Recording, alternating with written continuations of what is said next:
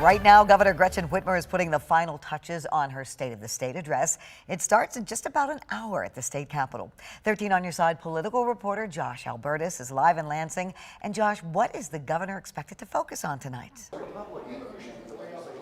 Well, she's expected to push for a number of new priorities in what is often the most consequential speech a governor makes all year. This year, she's going to be facing a very different landscape from last year, an evenly split House of Representatives here in Michigan with 2 open seats that are not going to be filled until April. So that means anything that she hopes to get passed in the first few months of this critical election year is going to have some kind of bipartisan vote to it here in the House. But even with that landscape, she is expected to still push for a few pretty expansive priorities here tonight to kind of build off of what was done in the legislature last year. For example, one of those being a call to expand on an existing program to allow free community college for all high school graduates having lived here for at least a year to get an associate's degree within 3 years. Another, according to reporting from the Detroit Free Press, being a new tax credit for family caretakers. All of this, of course, against the backdrop of election season, both parties looking to sell their brand in what will be a critical election year here in the state house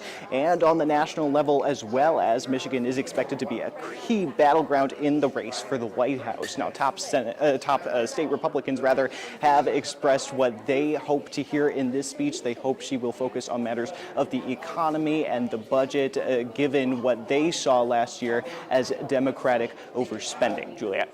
Josh, how does this election season play into what else we might hear tonight?